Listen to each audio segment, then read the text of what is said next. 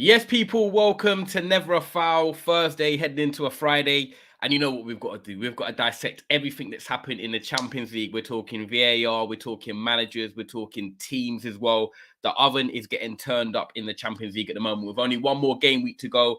Some are falling into the Europa League, some are falling out completely, and some are into the knockout stages. But you know what to do, people. Most importantly, make sure you like this video. Make sure you're subscribing. Make sure you get your comments in as well, because you know what? This is a voice for the people as well. And you guys in the comments always help make the show. We've got a great panel with us today. So like I said, like the video, subscribe, support the people down below. And you know what we've got to do? We've got to run the intro.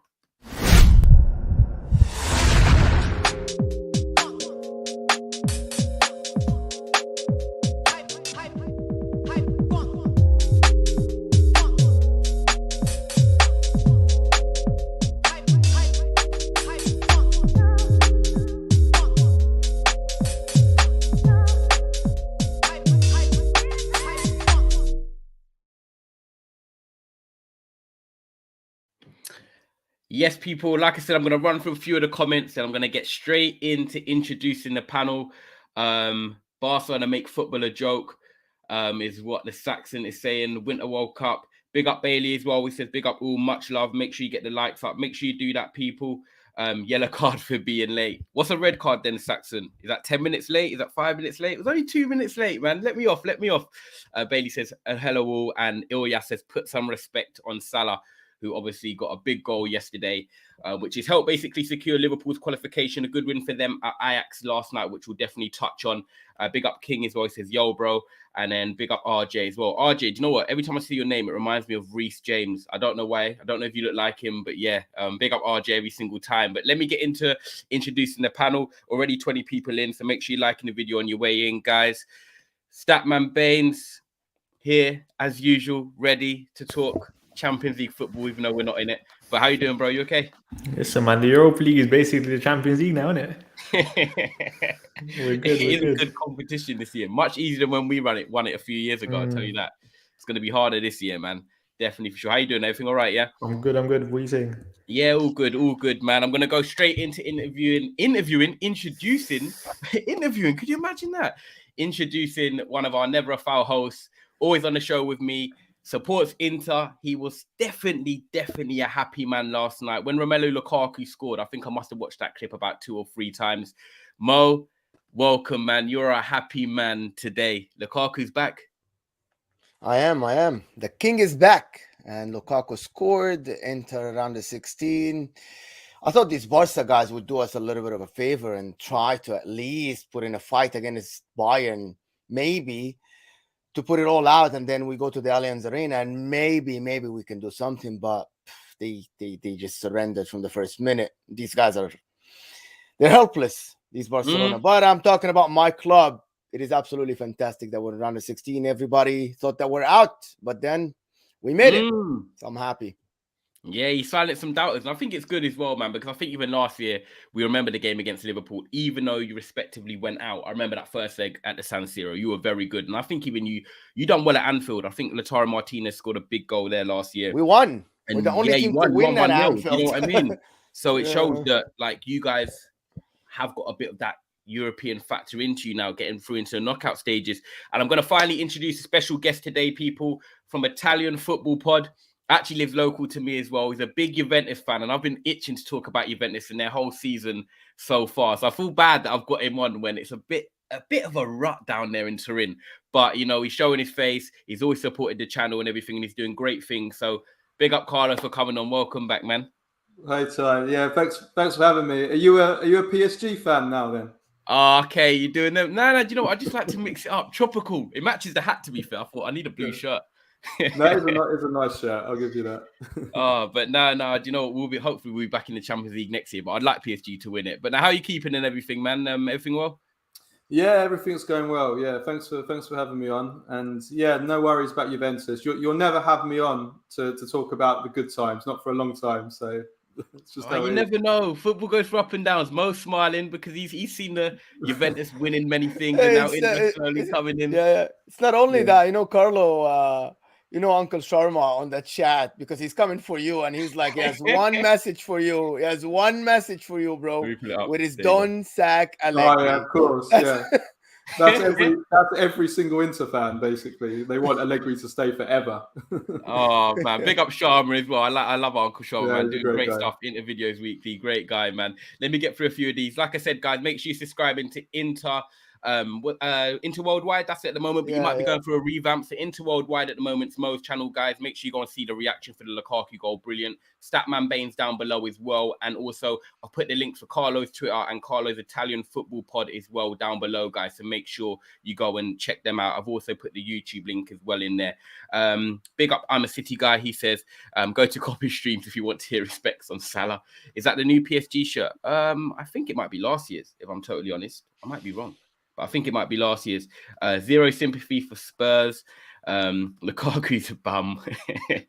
You've made it without Conte. With Conte, you wouldn't be going to the knockout stages. It'll be interesting. We're going to definitely talk on Spurs first. Give us Inter so we can knock them out like we did last year. Big up Abdi Ali, always supporting. Thank you very much. Big up City guy, fan from Canada, and I like the Canadian flag on your hat. Oh, me. Do you know what? I was looking for you wearing the hat then.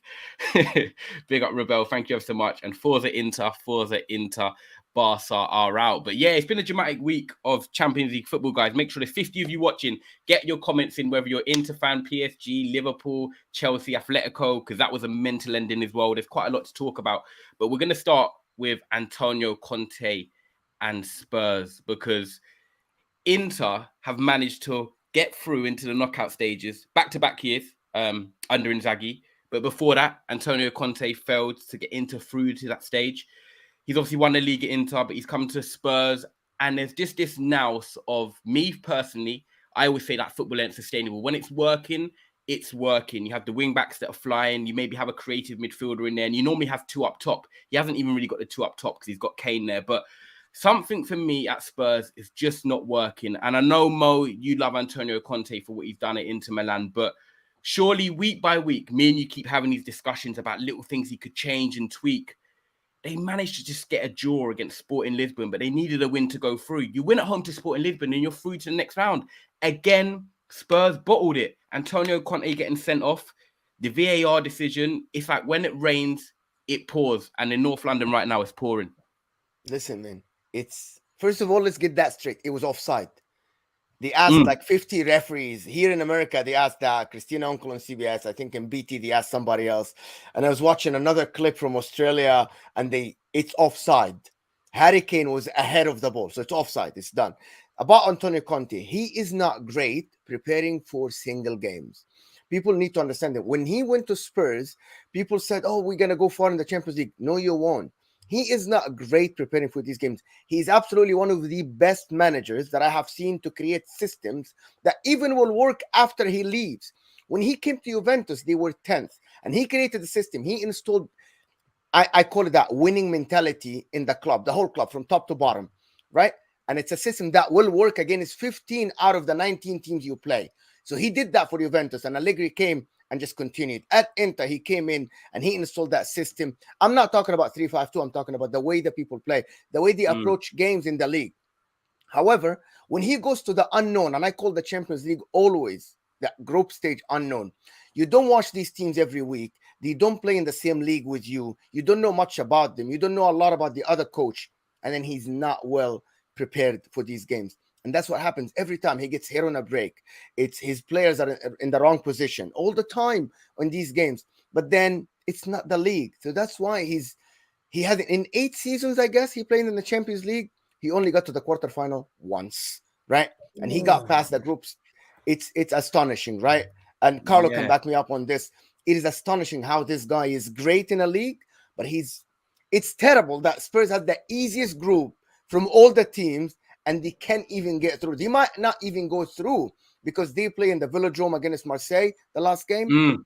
It's not looking great. It's not looking great. But I don't get it though, because even I don't mind who comes in, Carlo. It's open this chat. Do you know what I mean? Anyone can jump in. But like Mo said, 8 years, which I didn't know, 8 years and one time through to the quarterfinals of the Champions League. Now, this guy is a top manager. I'm not going to discredit him at all for what his achievements have been and what he's done at different clubs as well and moving around. But if you're such a good manager, surely you would be able to adapt or make a change to see, do you know what, I maybe need to correct myself or adapt myself. But it seems to be every time in the Champions League, this guy always falls short. And Carlo, like Mo said, you've seen him come to Juve, and yes, he done well at Juve in terms of domestically, but when it was in the Champions League, it never quite worked out. Are you not even shocked as well that he's not been able to adapt or sort of refine his game? No, because we've seen it for a decade now, basically. It's pretty simple for me why he fails in the Champions League. He has one way of playing, one system, the three. Let's say back 3-5-2 or 4-3-4-2-1, 3-4-3, however he mixes it up. Number one, I personally think that playing with a back three doesn't do as well in Europe as playing with a 4-3-3. That's just a personal opinion. I think if you look at the teams that have done the best in the Champions League over the last 10 years, not many of them have done it. Not many of the champions have done it with a back three. I can't think of many at all, to be honest with you. True, actually. But I think with Conte, I think the problem is that he drills into his players and plays with such an intensity and trains with such an intensity. And Mo will know this through Inter. I mean, he really exhausts his players through training. Now, when you're playing just one game a week, that's absolutely fine. You get those players perfectly ready and drilled for the match in every way, not just fitness-wise, not just physically, but tactically as well. Now, when you're playing twice a week or 3 times a week, however you want to put it, and you're playing every 3 days, that just isn't possible. And that's why we've seen with Conte throughout his career. When he was at Juventus, first season at Juventus, back in 2011, 2012, Juventus weren't in Europe that season. They'd finished 7th the season before. He completely destroyed the league. They were absolutely unstoppable domestically that season. First season at Chelsea as well. They weren't in Europe. That's first season with Chelsea. Destroyed the league with them as well. I would even say, look at him for the Italy national team at Euro 2006, when he massively overachieved with let's be honest, a terrible Italy team. Probably the worst. The worst Giaccherini ever. I remember him. Yeah, that tournament he had. Yeah, Giaccherini said, imagine, man, Giaccherini starting the quarterfinal, man. Imagine Adair and Graziano Pelle destroying the European champions. Wow, so, it goes under the radar. Yeah. Now, look at the games that Italy played well in that tournament. They played brilliant against Belgium in the first game when they had a full build-up, a full run-up to prepare for that game. Then they were played terrible in the next game against Sweden. They got a narrow 1-0 win, which they didn't really deserve to win. The third game was a dead rubber. They lost. Then they'd rested all their players for the third group game, and they had basically a whole week run up to the Spain game in the last 16, and they were brilliant in that game. Destroyed Spain, deserved to win. Then they had to play a few days later against Germany in the quarterfinals, and they were flat. They were very flat in that game, and they just managed to take it to penalties, and they lost. But the point I'm trying to make is that basically, when Antonio Conte has a week to prepare for a game, he's absolutely fantastic. For me, the best coach in the world when he's got a whole week to prepare for a game. When he has to do it every few days, he can't do it because his players it's just too much for them. His methods of coaching, they're exhausted. And he doesn't. And also, just to add to that, he doesn't rotate. He's very bad at rotating. Yeah, and I even think with in-game management, when it comes to substitutions, I think we all see it. It's always after like the 70th minute. 70th minute, yeah.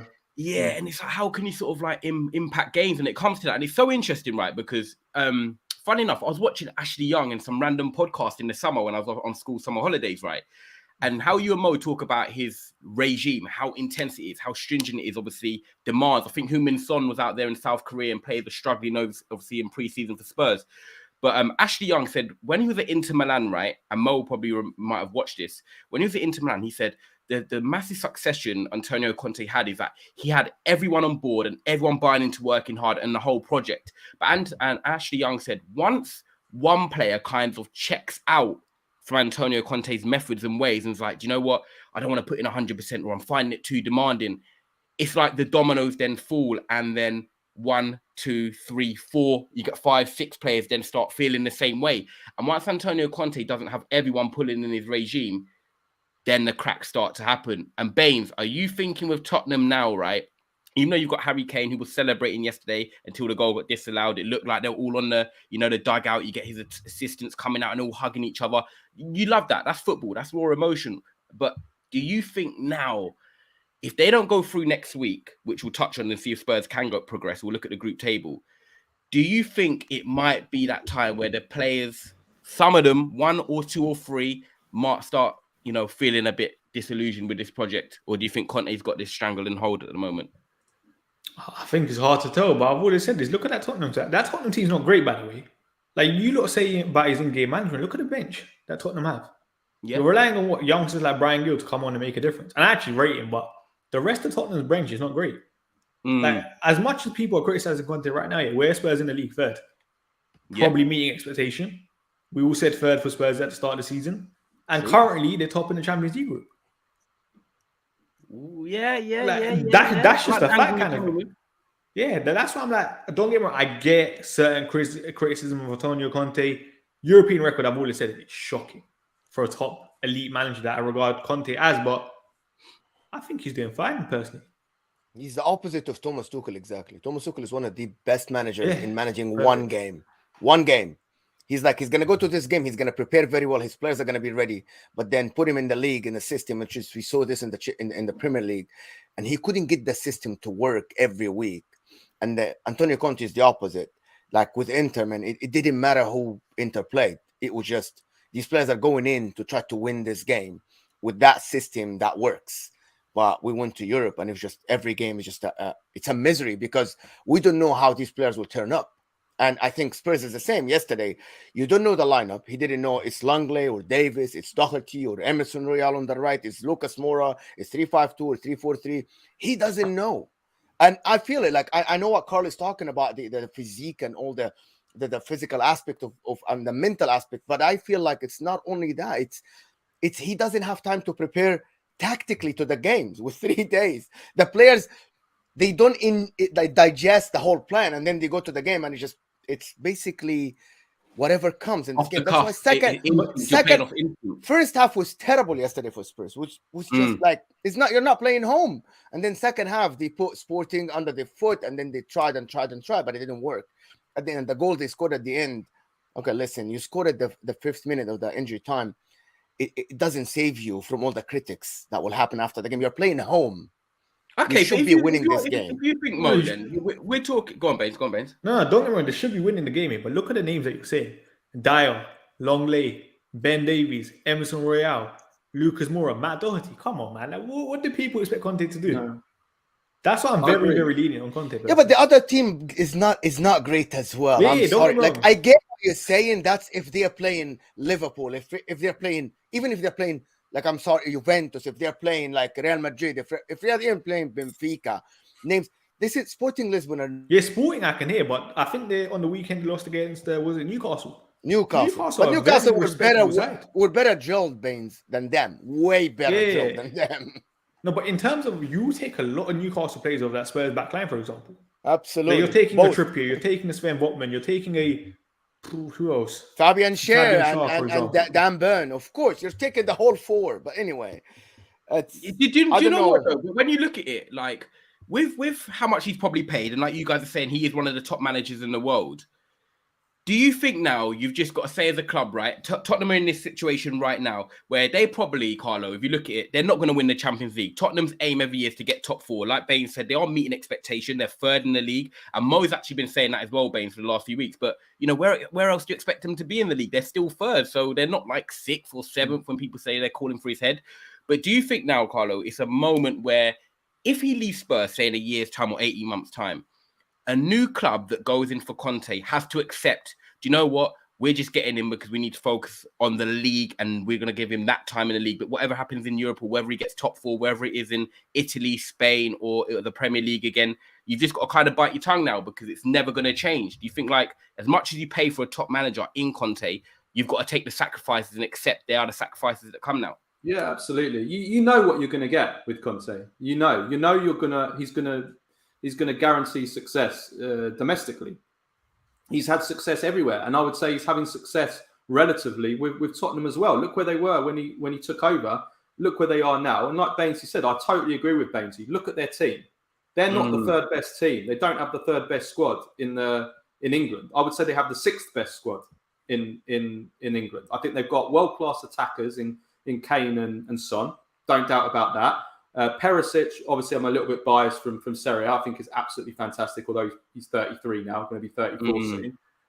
Apart from that, I'm struggling to find many players that I think would get into, a Man City or Liverpool or, Chelsea when they're at best. Not many at all, really. Who else would you have? I think Loris is a massive liability. Yeah, he is. He makes mistakes. Yep. Yeah.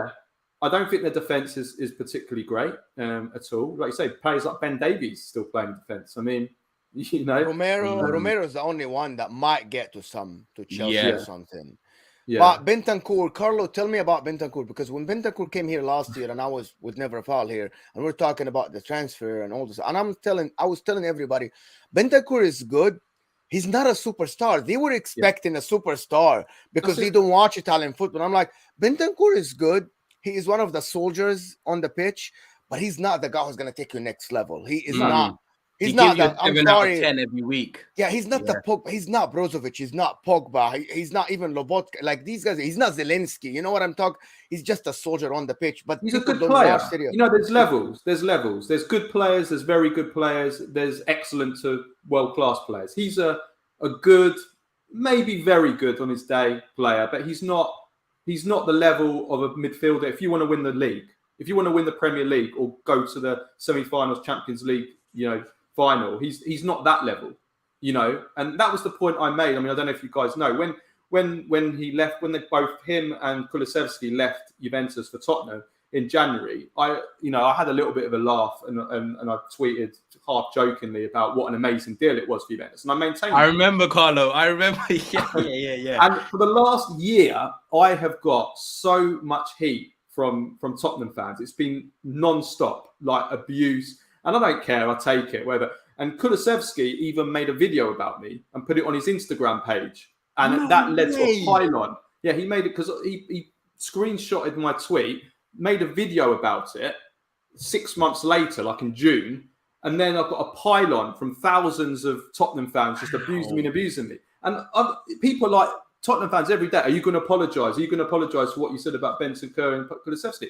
No, I'm not going to apologise. I stand by it 100%. Bentancur, I'm not saying he's a crap player, and Kulusevski, I'm not saying he's a crap player. I'm saying both of them are good to very good players, and I still stand by that now. They're not top class or world class players, and that's all my point ever was. Absolutely. Listen, Ty. You know when they came and we had Patrick Tarrant, we had the whole Spurs crew here, and I told them, you guys expect Antonio Conte to get Juventus reject, who Juventus fans, they wanted to move a step forward, so they decided, I'm going to get rid of these two players. And you want to get these to a harder league, and it's a fact that it's a harder league, and you're expecting them to come in and win you the league. This is not going to work. These people did not succeed at Juventus, and the fans wanted more, and they wanted better, so the board decided, yes, we can get rid of these two. And we can give chances to better players. I really like Kulusevski, Mo, though. I do. He's good. Listen, he's amazing player. Talented. He looks like he plays like he's 27. I think there's a real player in there. Carlo, come back to me. Like, Nima is Swedish, right? And he loves Kulusevski. And he says Kulusevski is amazing, brilliant, and everything. But again, Kulusevski is not the guy who's going to win you the league now. Maybe Kulusevski in 2-3 years. Maybe when he develops more. But he still needs a supporting cast around him. He's still young, talented, absolutely massively talented, right? I love his touch. I think he's good. Yeah, I think he's good, very good player. I don't think he's a top player. I don't think he's top level. I think from wingers, I think to be a top winger, a world-class winger, you need to be able to beat your man, have that pace and dribbling, Syrian pace and dribbling. I don't see that with Kulusevski. He's got a good eye for a pass. He puts in a good cross. He's got a good vision of the game. He's got a good final ball. But I don't see him as someone that really runs at players like a Salah or a Mane or that kind of level players. They're the top level. Do you know what it is though, Carlo? For me, you look at Kulusevski and you kind of look at someone like Saka. I think when you play him in a front three, you need to it's about complementing each other. So, you got Saka on the right, and he's a bit of a creative sort of winger like Kulusevski. But then you've got Martinelli, who's like the Heung-min Son, who they're the direct runners. They run in behind. And then you've got Jesus Kane, who's like the focal point and the link up forward. I think if you have a front three, it's kind of like he gives you that balance in the front three, because he's not going to, dribble past 3 or 4 players, but he can come inside in the pockets, and he's quite creative. I feel like Spurs, when I watch them, they are a far better side. Not far better, because they don't dramatically change, but they're a better side with Kulusevski in. And I do think that he has been a bit of a big miss for Antonio Conte in terms of... That's how bad the team is, Guy. That's how bad the team is. Yeah, that shows, and that's actually a good point, because you're absolutely saying, it's only Kulusevski, and like, not discrediting Kulusevski, but should one player make a massive difference? I'm just going to get through a few of the comments, people. So just going to spend a couple of minutes on these, because 134 of you here. Please make sure, people, like I always say, as you take your shoes off as you come in your house, make sure you're liking the video, because you liking the video pushes us out to new channels, new people as well. Make sure you're subscribing to Inter Worldwide, which is Mo's channel, Statman Bains down below, and also Carlo from the Italian Football Pod, which is mainly an audio podcast, but I'll put the links in there down below as well, who does obviously special content on Italian football. Let me just go through some of these comments, people. Spurs didn't bottle it. They got robbed. There's going to be quite a few. I'm going to fly through you guys, so just so you know. Conte and those type of managers are dinosaurs. They're finished. Conte has an impossible job to win any trophy with Spurs. Jose Conte.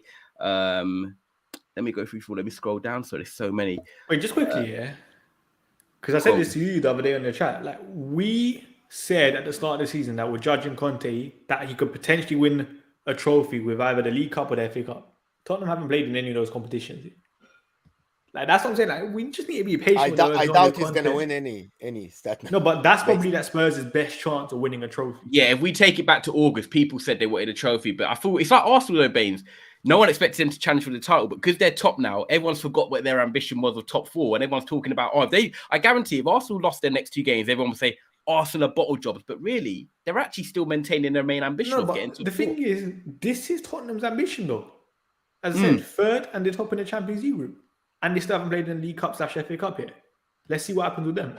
Yeah, no, 100%. Big up Alex Johnson watching. Make sure everyone keeps liking the video as I go through these. Newcastle are going to take Spurs' big 6th spot. Big up Daps every single time. Hope you're good, my brother. All guys, not even 50 likes yet. Hopefully it's over 50 now.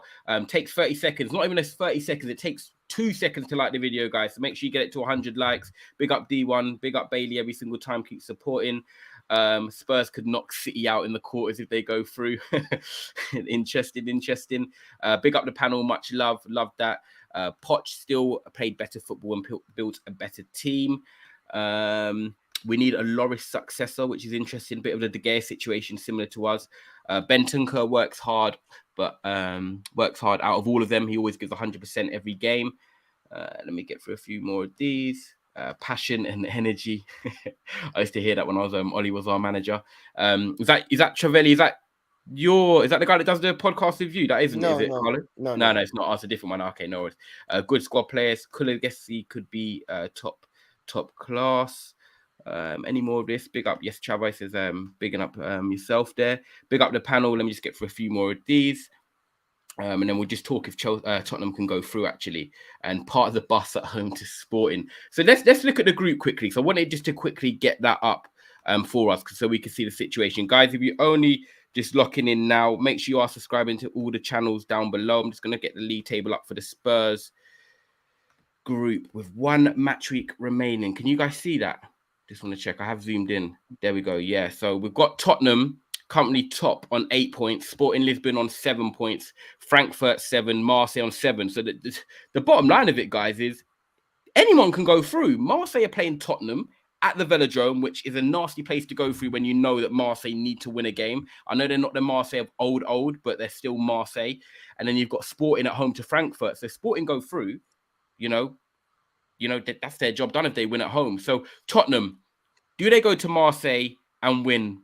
Mo, they only need a draw. They only need a draw. They don't need to win. They only need a draw. Okay. Yep. Yeah. Do you see them getting that result and getting that draw out in Marseille?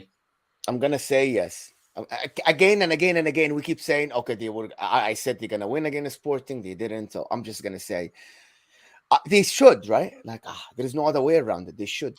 Conte actually, I think, or Conte was one of the players described. I saw in an interview today described this as a final. well, we know what Spurs are like when it comes to pressure situations like that. Is that a bad omen that they've described it as a final? I don't know. He lost his last final with Inter in the Europa League final, so that was not great. It's not great, is it? What do you think on this, Statman? Would you say Spurs are gonna bottle this, as I've called the title? I don't know, man. It's so hard to call, you know. I still think they get a draw. But this Can you imagine they go and win, Statman, and then they win the group, and then everybody's like silent. It wouldn't surprise me. The thing is, like, I feel like this is probably one of the worst situations to be in a way, because you're happy with a draw, but if you have that mindset that you're going to take a draw and then concede in the last 10 minutes, exactly, is a difficult one, kind of thing. What do you think, Carlo? Are you going to back Antonio Conte, or are you going to think Marseille atmosphere is going to turn up? It's difficult. It is difficult to call. I mean, it's a really hot atmosphere. It's one of the hottest places to go to, you know, with the fans behind them, full crowd, intimidating. It's not really, really hard. I mean, there's a lot of interesting subplots to this game, because you got the manager of Marseille, Igor Tudor, who was a former Juventus teammate of. I didn't know Tudor, yeah. Tudor, keeper, man. Of course, I remember him going up. Okay. Yeah, big giant Croatian, and so so that's interesting. Also, the fact it's kind of like Arsenal reject 11 against Tottenham. You know, you got I wouldn't call Alexis Sanchez an Arsenal. Now you've got Guendouzi, Sanchez, Tavares. Nuno Tavares. Yeah. So you've got that as well. So they're going to be up for it. They're going to really want to win it. You know, so that it's going to be an interesting game because of that. But it's hard. It's hard to call. I mean, Tottenham need 2 of the 3 results, so you'd probably back them for that reason alone. But, and Mo will know, Conte has been in this position before, where the last group game needing a result. Was it once or twice with Inter? Twice. Twice. He twice. Shakhtar. It was Shakhtar and PSV, if I can remember. PSV, they lost to PSV, and they only needed to draw. They only needed to draw because it was with Tottenham, wasn't it? Tottenham ended up going through. And Shakhtar is the next year. We needed to score 1 goal, and they defended for 90 minutes, and we could just score. And we went out on the final day against Galatasaray with Juventus when they played in the snow, and they had to play the final 20 minutes or half an hour the following day, and then Schneider scored, what's a player? Juventus went out. Yeah. Yeah, it's astonishing. It's astonishing, bro. That's the only reason that I might like. I'm not like the butler.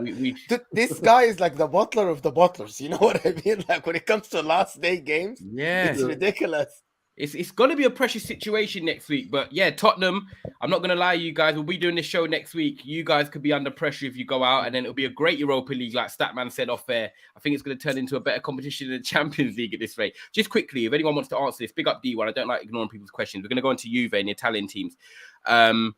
What's your thoughts on Ruben Alvarez? By the way, it was so funny watching him last night. In the last 10 minutes, he literally sat like Marcelo Bielsa on his knees for the last 10 minutes. He did not move. But anyone want to quickly just say their thoughts on Amarim and if they think he can go to the next level? Anyone? I'm not gonna. I don't know. I don't watch enough. Yeah, I think it's quite early. I can just sit here and talk, but I didn't. Yeah, no. I just think it's one of them ones at the moment. He stays at Sporting Lisbon, but if he's going to go anywhere, if he came to the Prem, I would have looked at someone like Leicester City or an Aston Villa where he can get a project in and build again. I don't think he's ready for an elite club. He's got a high release clause, hasn't he? Hasn't he got quite a bit of a release clause? He probably. I wouldn't be surprised. 6 million or something or more. Well, I might be. The Spanish clubs do put clauses in. We know where he's going. He's going to Wolves. We know that if he leaves, we know that for sure. Yeah. Definitely could be one. Make sure you like the video, guys. 100%. Make sure you're liking and subscribing as well. And Marcus Edwards, I'm not going to lie, great goal last night. It was so good to see him come back to his old club because I know that he had a few problems with his attitude when he was at Spurs. But you know what? To see him go to Sporting Lisbon, rebuild his career overseas as well. Credit to him, Viking, man. So no. Shout out Marcus Edwards for a great goal yesterday. But let's go into the Italian teams now. We've done 30 minutes, 150 of you here. Make sure you keep subscribing and liking the video on your way in. Juve. We could start with the positives in Italy, but Mo's already smiling anyway. He can save that. But Carlo, Juve, this season has been so interesting. I've got a couple Juve tops in my wardrobe. I can't even lie. I do like their kits. But let's talk about performances on the pitch because you've got Allegri back in. After what he'd done, obviously he done a good job at Juve. I remember when he done Spurs over 2 legs and they played some really good football in that second half.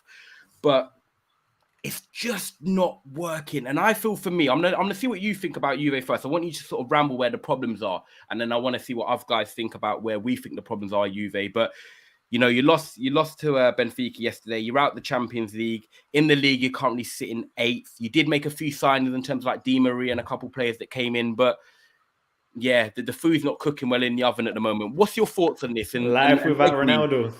Let go of Ronaldo. Yeah.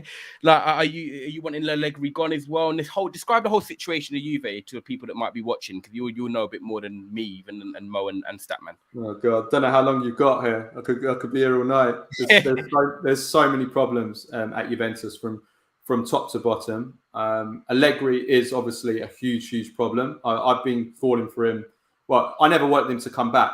To start with, there's a saying in Italy that you should never reheat soup, and that's definitely played out here. You know, he's the problem with Allegri is he hasn't evolved as a manager. His type of football was already outdated in the last 2 years of his first spell at Juventus, and he was sacked at the end of the 2018-19 season, and he was then away from football for 2 years, came back, and then when he returned, he played exactly the same type of football that was already outdated during his first 2 years, his last 2 years of his first spell.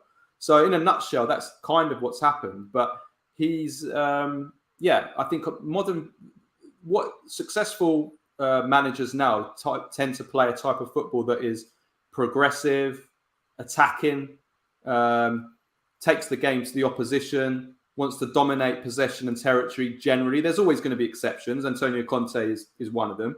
But generally, these are the managers that are successful, attacking managers. Teams that play with intensity, press high up the pitch, try and win the ball high from the goal kicks, when the opposition defenders have the ball, try and win it straight away. Allegri plays, let me just say it, outdated football. He still wants to play with a low defensive block. He wants to defend deep with men behind the ball and then counter attack. He doesn't have any system patterns of play. He's been changing formation every week. I mean, he's been a disaster. He's been a complete disaster. Did you expect it to go okay with the initial? Because I always like to ask people the questions of, when he was initially appointed, were you for it? No, I was against it. Oh, okay. So from the initial appointment, I was against it. Yeah, okay. I was against it. But I have to be honest, I didn't think he would be a disaster like this. I thought that maybe I was a little bit delusional. I thought because I grew up in the 90s when Juventus were the best team in the world. They got to 3 Champions League finals. So I have very high standards, and Serie A was the best league in the world. So I have very high standards, maybe too high standards for what Serie A and Juventus has become now. That my standards are very high, that I want Juventus to be challenging for the Champions League. Now, maybe I'm naive and delusional to think that now, but that's what I want. So when Allegri came back, I was thinking, right, is Allegri good for Juventus trying to succeed in the Champions League? And my answer to that was no. But I thought maybe he might still be good enough for Serie A, because Serie A is not the strongest right now, But so I've been surprised just how much of a disaster that even in Serie A, he's been a disaster. He come 4th last season, won no trophies, first time in 10 years and 11 years. And he's 8th this season. And his record is a disaster. I could go over so many stats. They've won one game, one of their 18 games against big teams, 1 in 18 since he's come back. Their Champions League record, look at it this season: 1 win and 4 defeats. This year, 1 win, 1 draw, and 5 defeats in the Champions League in 2022, and they haven't even played strong opposition. PSG, okay. But Benfica, Maccabi Haifa on paper, you're ticking a Juve box. Maccabi Haifa and Villarreal twice, and they've got 1 win and 1 draw from those games. So, yeah, he needs to go. But the problem there is, I'm not going to blame it all on Allegri. There's a lot of problems throughout that club. And Yeli, the president, everything he's touched has turned to turd, basically, in the last 4 years, starting with the Ronaldo signing, which crippled the club financially. They've made losses. They've had injections of 700 million of capital injections from their parent company in the last 3 years. They they had a loss of 250 million in the last euros in the last financial year. It was just that just came out. I mean, this is a club with so many problems. You know, you look at throughout the department, their medical department is a disaster. Look at the list of injuries they've had in the last few years. Players just getting injured and injured. Their conditioning of the team is awful. The whole setup, a bit like Man. I've always said it's comparable to Man United. The only difference between Juventus and Man United is that Man United commercially are still also due to the Premier League. Global. We have a global standard. They have so much money, United, that Man United can fail and fail and fail, and it's pretty impressive how United have failed with the financial strength they have. Yeah, but then again, it's like they're going to get it right.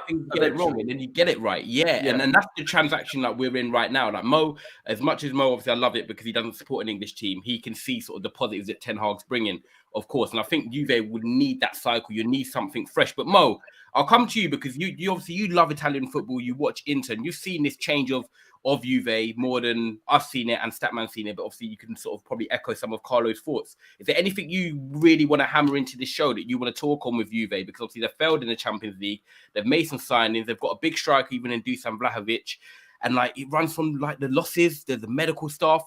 What I'm going to give you a free hit. Talk about Juve and what you want to talk about on this show, man.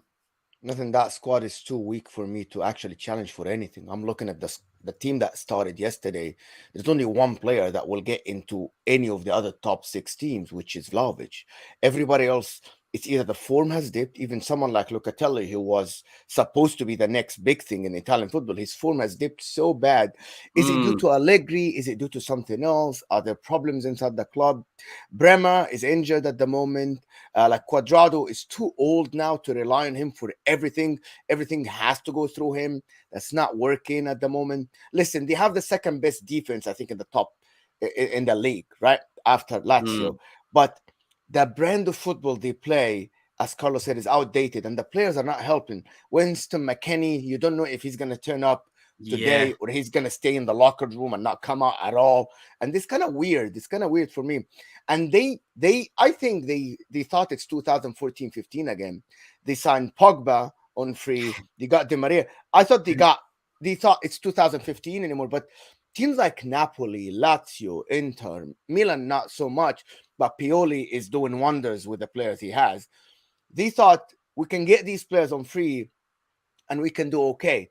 But it's not happening. It's not happening in the league. Even in the Champions League, you can tell. They were second best throughout like 70 to 80 minutes against Benfica. Yes, they created plenty of chances. Yes, the penalty against Cuadrado was kind of a weird decision. But again, Benfica missed about like 5 clear-cut chances. This could have been a disaster against Benfica, but it didn't. Like that score line is flattering to Juventus, to be honest. Rafa Silva missed about 3 1-on-1s with Chesney, and something has to be done. I wanted Juventus to go through. A lot of my Inter fans are like that. The Inter people, they're like, no, we want Juventus. I'm like, I really wanted to see 4 clubs in the round of 16 for the first time. I think since like 2007 or 2008, it's the first time there's going to be 4 clubs. And Juventus failed in this, even though they needed help. But I'm looking at Juventus and I'm like, they need a change of squad completely. Why is Bonucci still playing football? He's exposed now. Why is he still playing football? This guy Gatti that played yesterday, his name is Gatti or something. This guy is coming from Serie B last year. He was on loan. He's 24. If you have not shown the level to play at Juventus at the age of 24 and you're still getting loaned out, you shouldn't be at Juventus. This is Juventus. People don't realize how big Juventus is, right? Like as Carlo said in the 90s, this team went to 3 Champions League finals. I remember, man. Yes, won one. You didn't win any. No, we won the third one. You won one. You won the third one. They won one. They went to the final against Milan in 2003. They were always there and thereabout, I remember. But then even when they went down to Serie B, they came up 3 years and they won the league. And they went to 2 Champions League finals in the last 10 years. This is not the same team. This is not the same club. It is, and everybody around them is getting better. Everybody, look at the Inter, look at the likes of Napoli, and Lazio even with Sarri now. They don't realize how bad it can get with debt as well, with losses, because the Juventus fans are not used to this. I promise you, Juventus fans are not used to this. They're not used to long banter eras. But it can get ugly really, really quickly. Milan fans in 2011, Ty, they thought, no, we'll come back. You see how long it took? Yeah, every year seeing them in that sort of Europa League and trying to make that, for years consistently. You're right, Mo. And you know, because we were at that age, I remember like the Juve in the 90s, and I remember the 03 Champions League final, because it was at Old Trafford, funny enough, and it was 0-0, wasn't it? Yeah, and I was like 10 years old. I remember actually. The worst in the history. Let's just put it this way. Yeah, one of the worst finals. I remember actually. Yeah, but I look at this Juve team. I think you make some good points, Mo, because like when I don't say I watch Juve every week, but I'm always one of them guys that I like to see the team that they're playing, the starting 11. And I look at it, Carlo, and every week you've got Regani, you've got Bremer, you've got Bonucci, then Danilo might be playing at the back. And for me, it reminds me of Spurs. That's why I was funny enough, I'm happy we spoke about Spurs at first. And the reason I'm going to say it is because the back three at Spurs, you never know what it's going to be. And the back three in Juve is changing quite a bit. But I also feel like with the 3-5 formation you play, for example, you're missing a creative midfielder. Now, I get it. Pogba might have been signed to be that creative spark because he's able to get up and down the pitch. And it's a slower league in Italy as well. You get a bit more time on the ball. But I look at that midfield of Locatelli.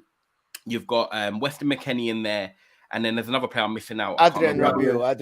Yeah, Rabiot. That's it. Rabiot, of course. I look at that and I think, it's okay when you're trying to be robust and you're being a bit like Holberg, Bentancur and Basuma, but where's the spark? Where's the creativity coming from? Kostic and Quadrado. It was supposed to be Di Maria. It was supposed to be Di Maria, bro. Meant to be Di Maria, who's 35 now. And I think when you're looking at Kostic and Quadrado to be your outsparks on the width as well to get chances for Vlahovic, I'm just like, this is not the Juve I've seen. Bains, when you're smirking as you listen to obviously us talk about the Italian teams, Juve, what do they change if they're you? They're not going to sack Allegri. What changes? I don't know. I'll be honest. Like the only real hope is the players come back and perform. Like you're really hoping Pogba comes back, brings that creative spark, and carry the side. Same thing with Di Maria when he's back. But other than that, listen, that team is bad. I mean, it's been bad for a couple of years. Even when Ronaldo was there, people expected the guy to do wonders, man. That team is dead food. It has been dead food. That Juve had been on the decline. Even when they were reaching the Champions League final, that team was coming to an end.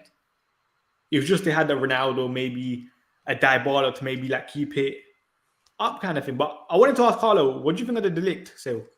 Quickly. Oh, good question. To be honest with you, he wasn't great at Juventus.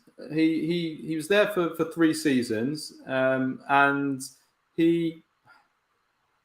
I don't want to call him the Dutch Harry Maguire because that would be a little bit unfair. But he does have some weaknesses in his game that are comparable to Harry Maguire in that he is a little bit heavy-footed on the turn, flat-footed on the turn, and clumsy, and he makes clumsy mistakes. And I remember in his first season, he must have had given away about 4 handballs for penalties in his first few months of the season. You know, we loved it.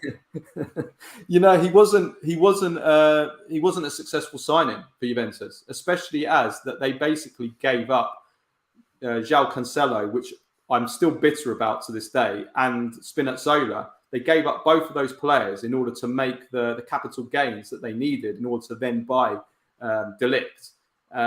And, you know, this comes back to something that I was going to make a point of, and maybe I will in a bit, about how badly constructed this Juventus team has been in the transfer market. And I honestly think that with any football team, if you get your transfer market right and you construct your team and your squad right with a clear plan, a bit like what Klopp did when he came in at Liverpool, what Liverpool did, what Edwards did, in terms of they gave themselves like a 3 to 5 year plan, and they block by block, they built it. They built the team up. What Juventus have done, and I include De Ligt in this, is that they brought in a big player, first of all, like Ronaldo, then De Ligt.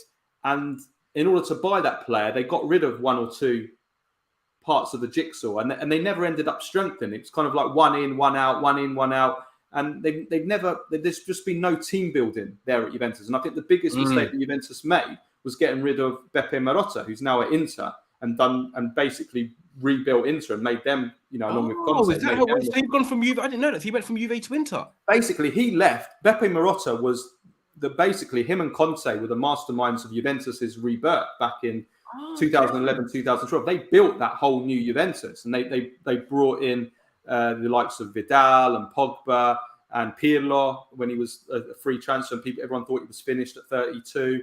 And they built this great Juventus team. He's got Tevez as well, right? Tevez, yeah, and they basically I wonder why Mo's smiling, Carlo, sorry. Because they gave us the key to the Italian football. Yeah, he had a clear approach. He had a clear idea of this is how we're going to build Juventus. And he did it in a very financially responsible way.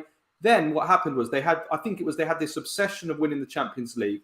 And Agnelli changed his approach, and he wanted to buy. He bought Ronaldo partly because he thought Ronaldo would just single-handedly bring them the Champions League in 2018, and then secondly because he wanted to make Juventus more powerful commercially.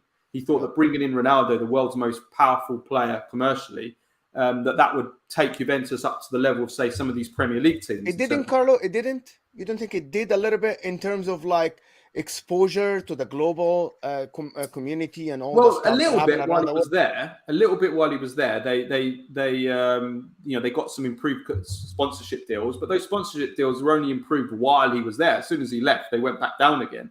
So I don't think it wasn't worth it anyway, because you can see financially how much they've hurt. Okay, some of that was down to COVID, but they couldn't afford to pay 100 million for Ronaldo plus his 60 million a year wages, including taxes, and then be able to maintain that with a strong enough squad. So they had to sacrifice the rest of their team and their squad over the coming seasons in order to be able to afford Ronaldo. And as a result, Ronaldo was there, but the rest of the team and the squad weakened season by season by season. And you've suffered now since he's left in the knock-on effect. Exactly. And now this is where we're at. So I'm not blaming Ronaldo for that. I'm blaming the whole way that the club was built. And I think De Ligt, to come back to your question, Bains, I think De Ligt was part of that because he was part of this new Galactico policy that Juventus put in 2018, where instead of buying players, 4 players for 15 million each, they buy 1 for 60 million. And, that approach has completely failed. But I'm not that sad to see De Ligt go, to be honest. And in fact, from what I've seen and heard of him, he hasn't done particularly great at Bayern Munich. No, he hasn't actually been starting. He hasn't started regularly for Bayern Munich. That's because he got Lucas and Anderson. Yeah, because he's not great. I'm sorry, because he's not great. He played he's like, I'm sorry to say that. He's like the likes of Van de Beek style. Like, he's great in that system with the Ajax team when they had the ball and he was. I think he got man of the match yesterday, though. Might be wrong. Say that again. I think he might have got man of the match yesterday. Yeah, he was okay. Nearly got lucky to not give away a penalty, though. He was a very good tackle. A penalty and a red card. He stepped on Lewandowski's ankle and he kept apologizing, and he went to VAR and they were looking.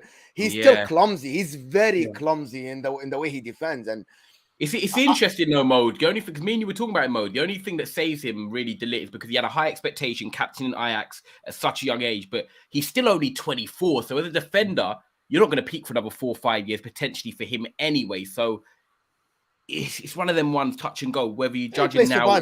He plays for Bayern Munich, so yeah. Bayern Munich, you're always going to look great because you're always going to win the league. You're always going to reach levels in the Champions League. So you'll get the exposure you need to shine and your name like getting like polished and stuff like this, but it's different when you play for Juventus and you're used to winning. The club is used to winning the league, and you are part of the reason that the club declined, and you're given handballs and fouls and every time, and you're not winning.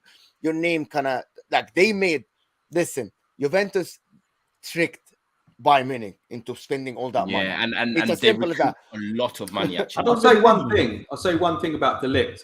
He didn't improve. The De Ligt that left Ajax to the De Ligt that left Juventus was the same player. Didn't improve at all. There was no.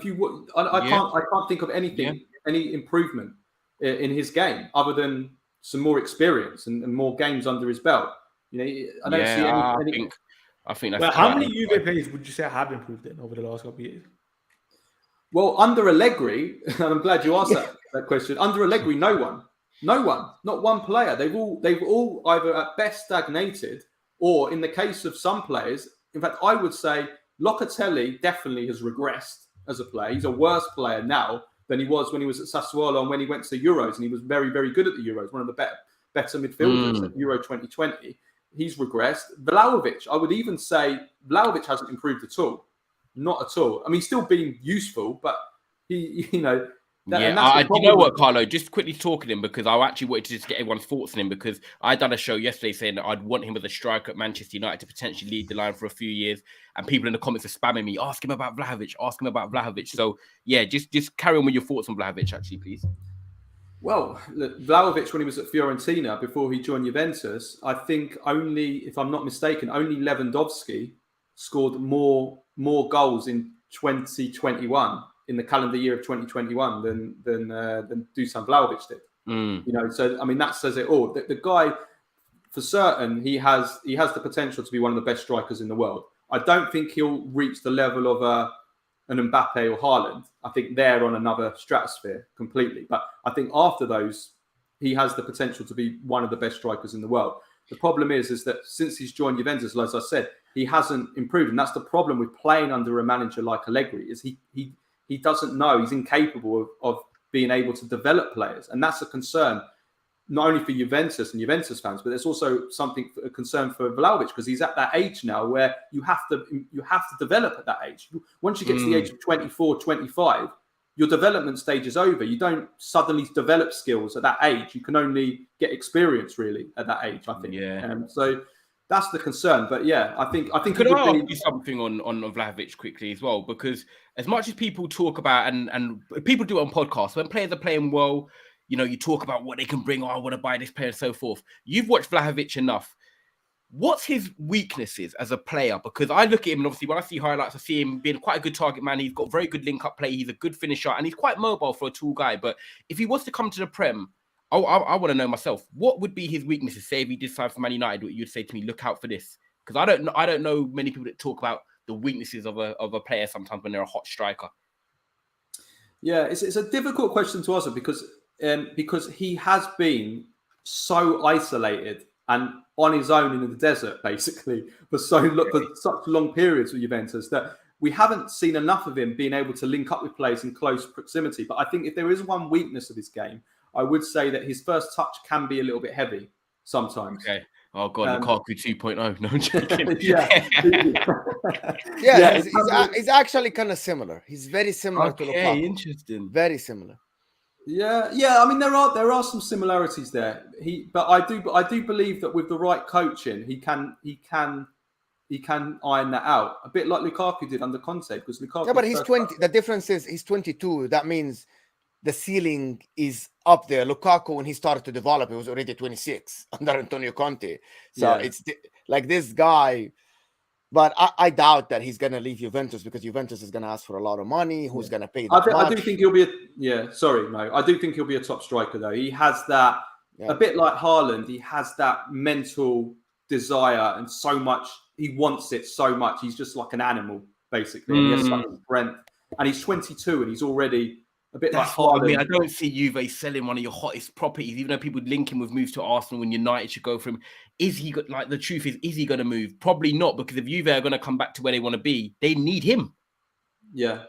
Evidently. Well, they need to build around someone. They have to build around someone, and he has to be the main one that they build around.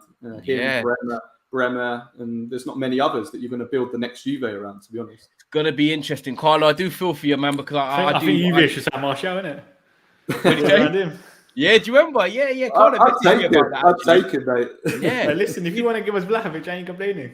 He'd be brilliant there, to be fair. But no, guys, make sure you are liking the video. 180 of you watching, please make sure you're liking the video on your way. And I don't know how many likes are on, but I think we need to get those likes closer to 150, like Daps says. Big up Daps every single time. Make sure you subscribe into Interworldwide Mo's channel, Statman Bains down below in the title as well, and also Italian Football Pod, where you'll find Carlo doing all of his Italian football talk every week, which is a great show as well. And obviously the Juve fan, but he talks about all teams as well. And I'll put the links down there in the description. So guys, make sure you keep liking. Get your comments in as well. I'm flying through them, man. You guys are killing it with the comments today. So many. So we're going to touch on Inter and Napoli because I think a lot of podcasts don't give the respect to sort of Inter and Napoli when they're doing well. And we'll touch on Inter first. Obviously, you being an Inter fan, Mo. First of all, congratulations. You're through to a knockout stage again. An emphatic victory. Some teams can make it hard when they're a bit under pressure. You know, when they know they need to win to go through. Yes, it's pleasant, but you only can beat who's in front of you. And it's a bit like boxing. But a 4-0 victory yesterday. How do you feel? Like, what's sort of your next ambitions is now going into this Champions League? Do you feel like you can maybe go to the quarters or semis, or you kind of saying, do you know what? I'm just going to enjoy this. Depends on the draw, to be honest. If we get City, it's gonna be hard. But if we get anyone else, I'll take him. Anybody. It doesn't matter which team, because this guy Inzaghi can prepare for one game, which is, I think Inzaghi is the opposite of Antonio Conte as well.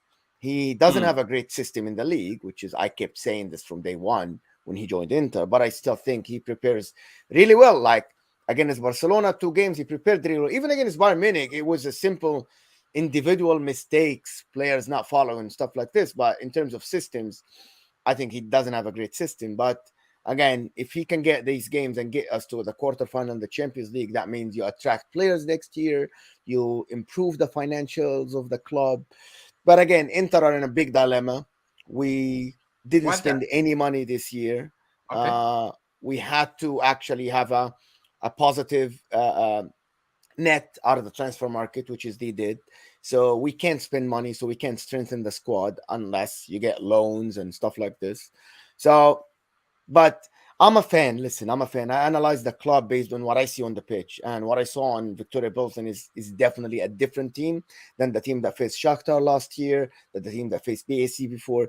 A team that is willing to put in everything to win. They're just not desperate. They had a plan. They executed the plan from the first minute until the last minute. I thought that the team was perfect yesterday. You only can beat what's in front of you. It's Victoria Pilsen. I was so confident that we're going to win the game, and we just won the game. And against Barcelona, I was not that confident until I saw the first 15, 20 minutes when I'm like, okay, this team is going to defend well, and we can get something out of these 2 games, and we did. So in the league, I don't trust Inzaghi. I don't think he's going to win the league unless something dramatic happens, because he doesn't have a better system than Spalletti. He doesn't have a better system than Pioli. He doesn't integrate that winning mentality in the players like the likes of Antonio Conte, even Allegri back in the days. So I still think that in the league, we might not win it. We might not even come close to winning it this year. But in the Champions League, depends on the draw. I think we can go as far as anybody can get in terms of quarterfinals and stuff. So I think you've only lost to Bayern. Is that correct? The first game, yes. Yeah, first. But let me tell you something. You know that time we don't qualify to the round of 16 with a game in hand, with a game left, which is what we did. Yeah, which is good. And now you can actually rest and focus. And I think the good thing is as well, as much as teams might get impacted by injuries and stuff like that, you've got now your time to mentally prepare for that knockout stages. You can focus on the league now, try and get as many points as you can before the World Cup stages, because that league is tight. I know we're not talking about Serie A too much today, obviously, but that league is very tight. 3 or 4 wins on the bounce, and you're back up there sort of challenging again Napoli and Milan in that regime. Who's just for you, with Lukaku, because someone even asked me about Lukaku in the comments. How important do you think it will be having him back? Because you've got, when you look at modern teams right now, your kind of front 4 reminds me of them teams like Man City or even United back in the day, when you can have that affordability to rotate. You've got Yakin Correa, who goes under the radar. You've got Martinez, you've got Zeko, and now you've got Lukaku back. How important is it to have him back and give you that sort of different angle to the other attackers you've got? You must be happy with him scoring yesterday. Yeah, absolutely, because he has the element that no other forward in our squad has, the pace. We lack pace, and he has the pace, he has the strength, and I think he adds a different dimension to the way we play. Like that goal that he scored yesterday, it's simple, hold up defense, 1-2 in tight spaces, and just a simple finish that our forwards don't do that often. And so he can do that, and also he can run in spaces.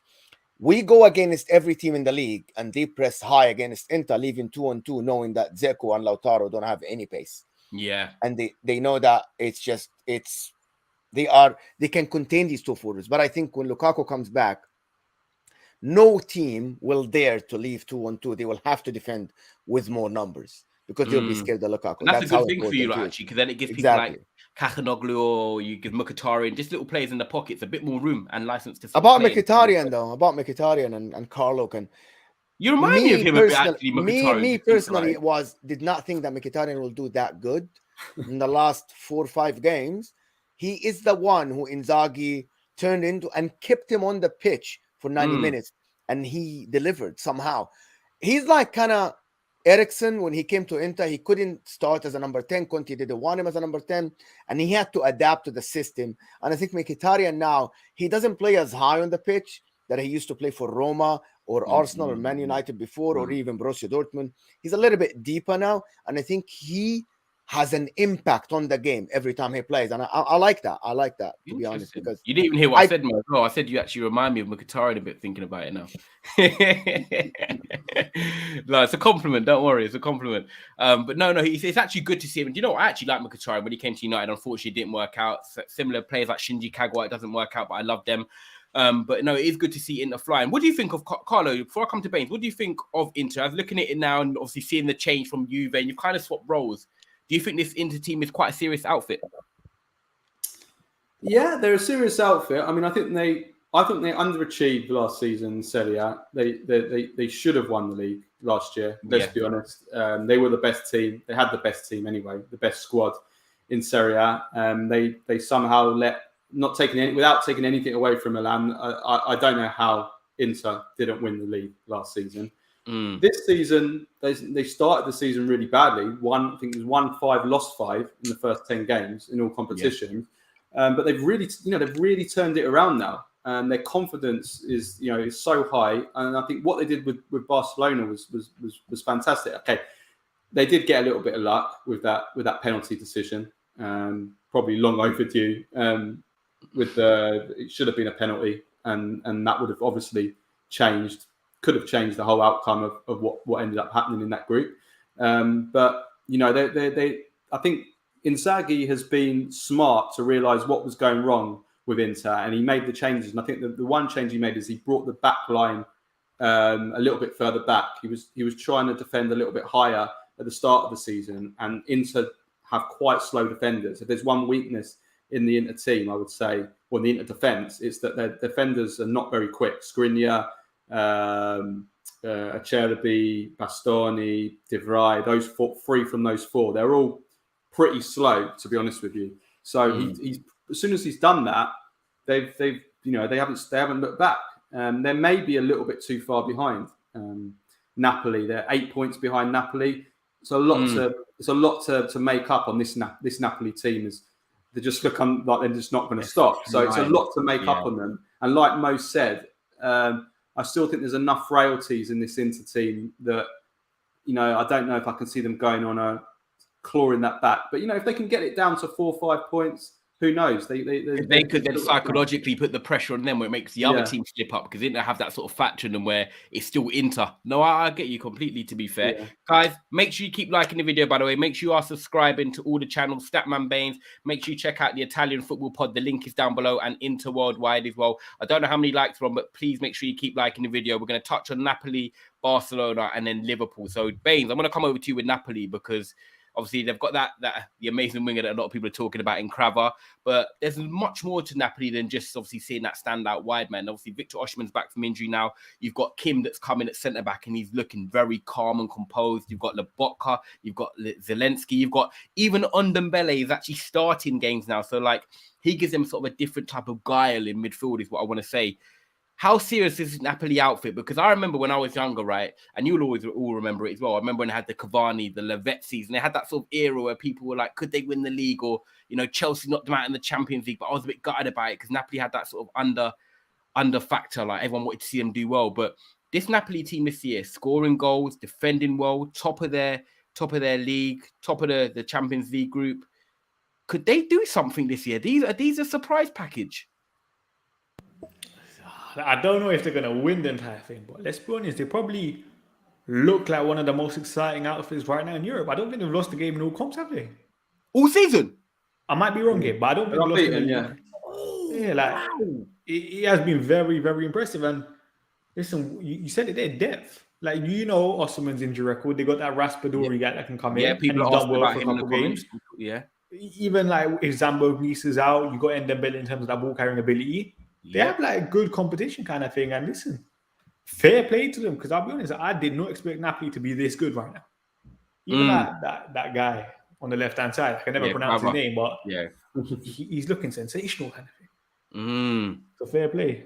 Yeah, especially after losing Fabian Ruiz, Koulibaly, Insigne, and Mertens. Yeah. 4 leaders. People forget that 4 leaders of that dressing room there in different types of ways. Captain, the attacking person, and Mertens, record scorer, and then you got Insigne, who's kind of, I believe he's from Naples. I might be wrong. Carlo might be able to correct me on that. But Insigne, he's come up through. Exactly. Homegrown. He's come through. So they've lost different types of leaders there, and to bounce back with what they've done this year, you could say that like it's early to say, and I don't like to. Obviously, people can clip things, but they've kind of gone better off because they've come from a different approach now. You've got Raspadori that's giving them options. Even Giovanni Simeone scoring 2 good goals yesterday. Napoli, Carlo, how serious are they this year? I didn't know that they're unbeaten, by the way, in all competitions. But you've got Cravo. You just said he's the next superstar. Do you believe he is that next? Do you think he's that good?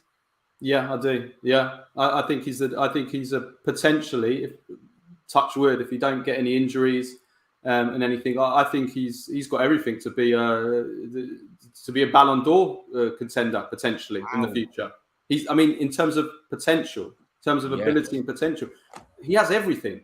When we were discussing before about what I see in a top class winger, what I see as someone that can become a world class winger, I see someone that has to have that ability to take players on, beat their men for fun. I don't see that with Kulusevski. With Kvaratskhelia, to say his name, he's that is what he has. He's the top dribbler in Serie A by a mile this season.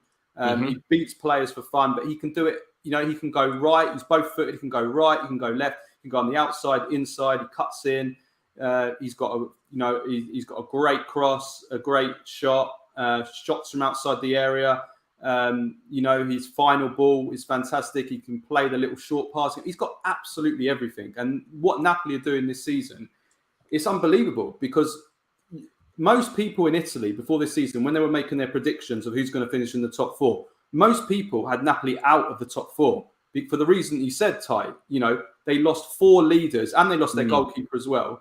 To lose all those huge names, not just on the pitch, but in the dressing room, most people thought that's too much. You don't want to do that. I even asked the question myself. I said, if you're going to get rid of all those players, maybe you should do it gradually. Maybe you should get rid of 2 of them this summer and then maybe 2 of them next summer. Don't do it all at once. It's too much to replace all in one.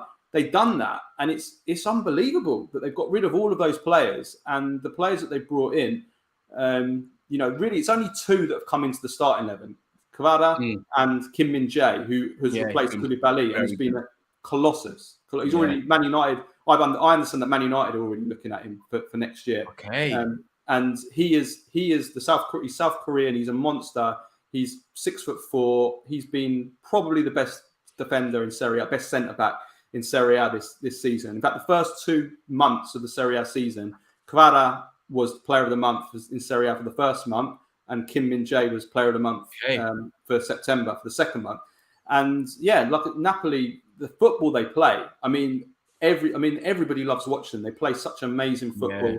Look how many goals they've scored this season. They're not only unbeaten in all competitions, they've won 12 games in a row.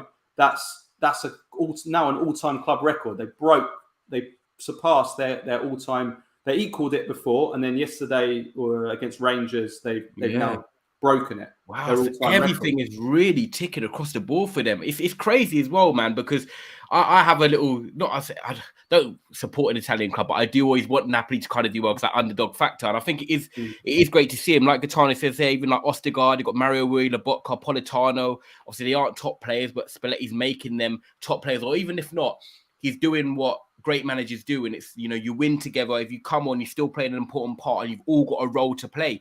Mo, my question from this in looking at Napoli is this sustainable? And I'm not talking about the football. I'm not talking about scoring goals. I'm on about the squad they've got and the start they've had. Will they hit a plateau? Do you believe that they can, go quite far in the Champions League while maintaining their league ambitions? Or do you believe that the squad might fall short? Because they have got quite a good, for once, they've actually got a bit of depth, which I don't think Napoli have always had.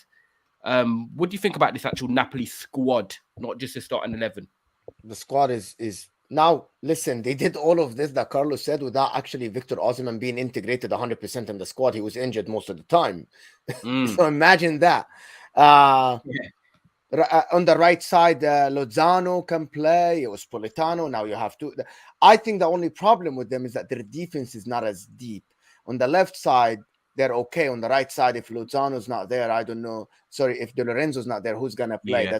And the center backs are not that deep. So, but this can be strengthened easily in Serie A. Like the defense in Serie A, you can find a good defender to come in and fill in January. Especially that long stop with the World Cup is going to give a lot of clubs time to like sit and reflect and see what we need actually in the squad, because Lobotka and Guisa, they can hold that midfield really good. Zelensky is great. Even Elmas, when he comes on, he looks brilliant for me. And I'm like, okay, where is this coming from? And it looks like Spalletti finally is putting everything together for them to work great. Oh, by the way, Simeone is their third choice striker after Raspadori and Osimhen. And every time he comes in, he delivers. So it looks like it's sticking. It is happening. Is it sustainable? A lot of people that watch Italian football, they tell you that they don't trust Spalletti because with Roma, he bottled it at the end against Inter. And then before with Inter, he was started really well. And then with Napoli last year, they had the best start, but then they broke it this year. But I'll tell you one thing that I think, right? There is no better team in the world at the moment than Napoli. It's as simple as that. I know that people think about City, Man City, of course, because they play in the Premier League and stuff, but I'm looking at form. They played Liverpool. They played Ajax home and away. They won both. And in the league, they're unbeatable. I'm just saying it. They can't beat Napoli. You go and you play Napoli. You can't beat them. Somehow, they draw 2 games, but they're unbeatable. So for me, who's better? Real Madrid? They still lost to Leipzig. City? If you tell me City, they're still second in the league after Arsenal, right?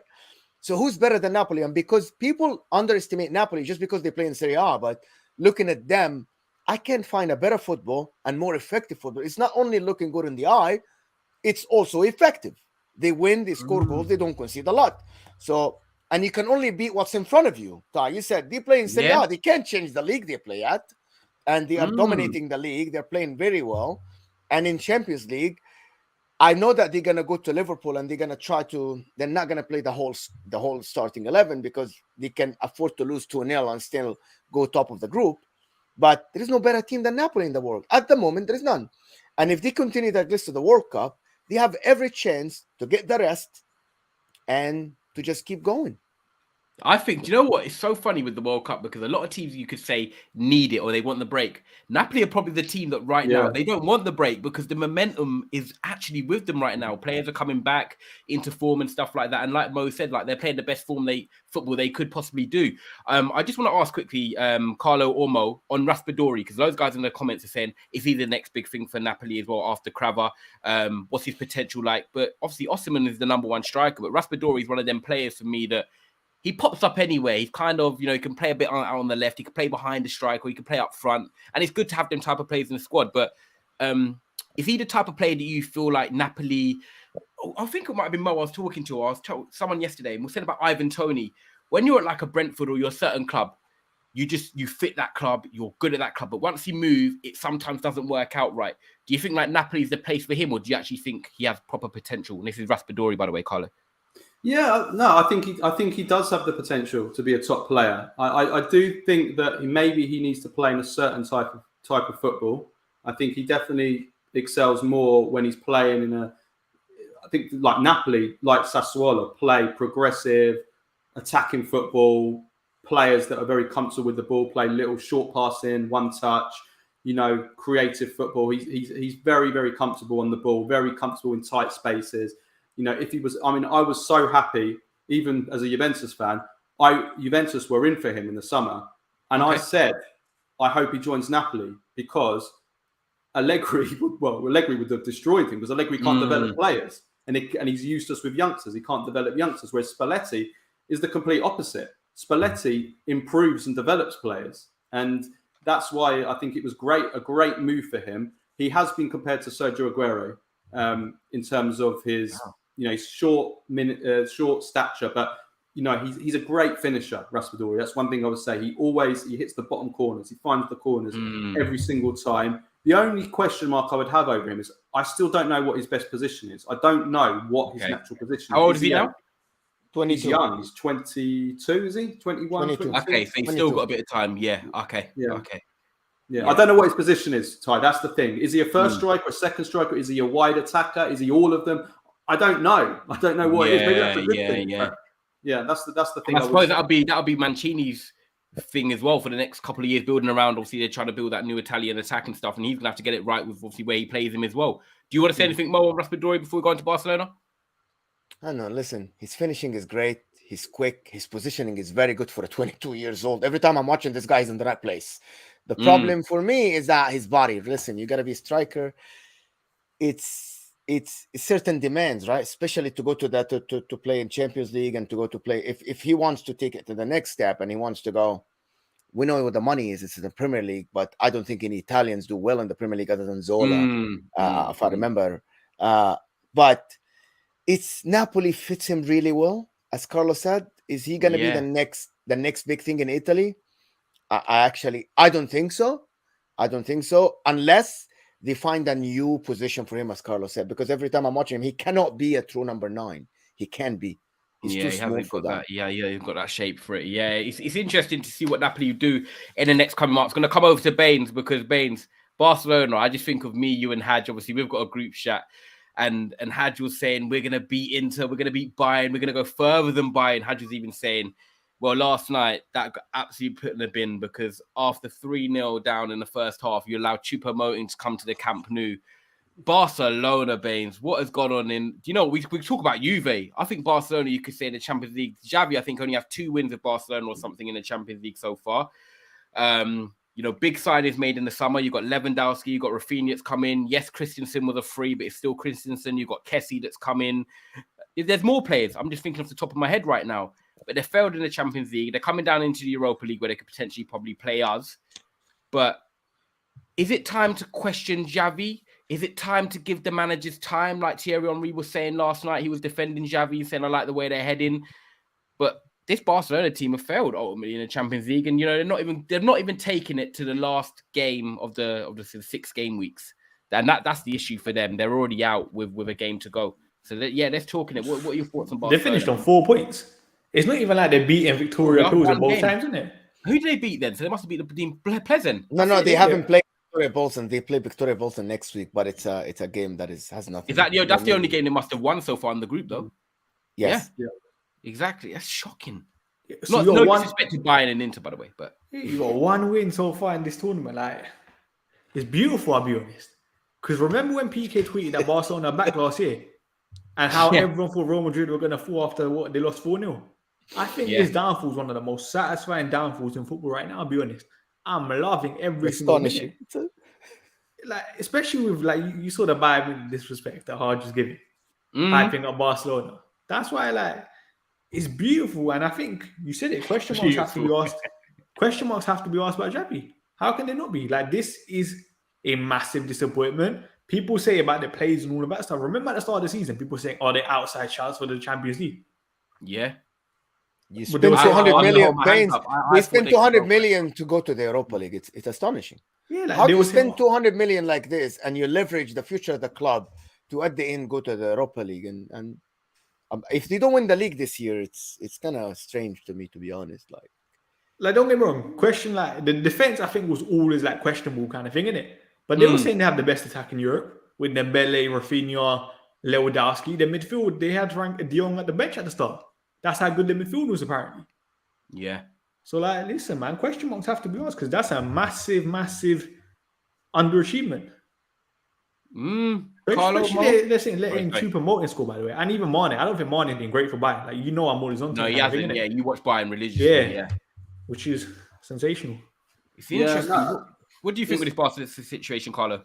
Well, yeah, so it's a massive failure, and it's they gambled massively in the summer with all these financial levers, and we know they were 1.4 billion in debt, and they basically mortgaged their whole future. That's what they did, for me it's madness, total madness what they've done, but in order to try and justify it, they had to get to the latter stages of the Champions League pretty much every year, certainly in the next few years. And they failed. And to spend 150, I think they're the second highest spenders out of the teams in the Champions League, if I'm not wrong. To spend over 150 million, and to only win 1 of 5 games. And Inter, by the way, by comparison, Inter didn't spend the transfer fee on the new player this summer. The only money that Inter spent this summer was on loan fees for like Lukaku, and for the instalments that were coming over from last year, like Gosens and Correa. Joaquin Correa. Yeah. So they didn't even spend the transfer fee on a player. And then you've got Barcelona going out spending 150 plus million. So it's a huge failure from Barcelona. And I actually think they bought badly. I have to be honest. I thought they bought badly. I think pretty much most of the players they bought, they didn't even need, in my opinion. Like Rafinha, from what I've seen, I'll be honest, I haven't seen him. He's been horrible. Yeah, I haven't seen him every game, but what I have seen of him, I haven't been impressed by him. I think he's a bit, from what I've seen, he seems like just like another Ziyech, like that kind of player. I don't think I'm not sure if he's Barcelona level, and I don't think he was needed. They got Dembele; those two can't play in the same team together. They both want to play on the right hand side. Yeah, that's it. So what are you gonna? So why did they buy him? Lewandowski. I would even argue, why did you buy Lewandowski? Okay, don't get me wrong. Everyone knows he's a world class striker. He's absolutely brilliant, one of the best in the world. But he's 34 years old. You're spending 50 million on a player that basically you can only justify spending that kind of money on a player that old for that amount of money if you win the Champions League straight away. That's the only. So they haven't done it. So he was always, and they already had Aubameyang, who, okay, he's getting on as well, but he was doing well for Barcelona. He was scoring a lot of goals. He fit into their system. He was, so I don't think he was needed. They needed defenders, and you look at their defense. I mean, Bellerin. Marcus Alonso played at centre back yesterday. But they spent 80 million on Conte, and until now he's been a hit or miss because he gets injured every other game. And then you play him right back and you play him centre back, and it's like, well, if you're paying 80 million, you'd want to have him nailed down somewhere. I mean, Alonso, third choice left back at Chelsea, and Barcelona are buying him and starting him. Bellerin was a reject that couldn't even get into the Arsenal team years ago. Then what was he? Was at loan at Betis, and then was. They didn't want him, Carlo. They didn't want him. Betis said. They don't have a right back. Bellerin's the only right back they've got. They've been playing like Sergi Roberto and whoever else. Eric Garcia. Eric Garcia, I've never rated. PK's completely done. His legs are gone. So you think they spent all that money, they gambled their future, and this is the defense that they've got. Busquets looks old as well. He's looking old. And it's only going to get worse, though, because the thing is, for me, you go into Europa League, drop of money as well. Then you've got big players that obviously must have clauses in their contracts as well. I don't see how they're going to go out again next summer and spend when they're probably not going to have the financial security to do that, because the levers, they can't open up more. I believe I read this morning that Spotify, Adidas, and other contracts are looking to sort of reduce their income towards the club because they're out the Champions League now. They're not getting as much, advertisement as what they expected. It's really gone wrong for Barcelona. And I think the questions, like Bains said originally, have to be asked about Xavi, because yes, he's got that tie to the club and being a great player. Being a great player and what you have done is nothing to today. I hate when you have this notion of, well, he played for the club, look what he did. No, you're judged on what you're doing today. And Xavi, yes, you're doing okay in the league and you're competing, but I don't think the standard of the Liga is actually as strong as, for example, Italy right now. We've got 4, 5, 6 teams that are all competing. You've got your Barcelonas and Real Madrid, but then Atletico Madrid, Diego Simeone, I think this could be his last season. I said that at the start of the season when I was on a show with Mo. And then you look at like Villarreal's and your Sociedad and Betis's, well, they're not going to compete. Sevilla are struggling as well. So Barcelona's league form you expect it. The Champions League is where you judge them on, and they've failed.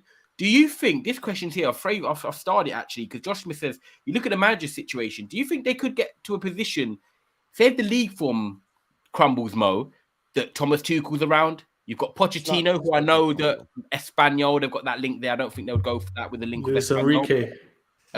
Luis Enrique after the World Cup. Are these options? It's not going to drop. The league is too easy for them. If they get their players back, they started the league with the starting line, like they had 1 goal scored on them for the first 8 games or something. So they're not going to drop. And they think Xavi is the next Pep. This is what they think.